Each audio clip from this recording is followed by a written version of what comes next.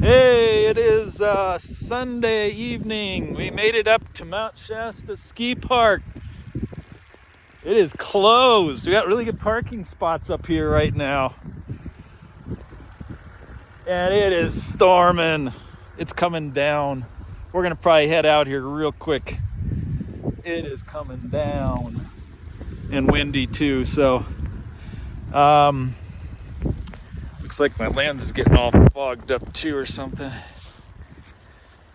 Anyway, we got a car. One guy's leaving. I think he was working here or something.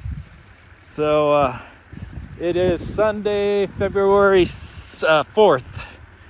And there's about 6 inches of snow on the ground here, I think. There's about 6 inches of new snow.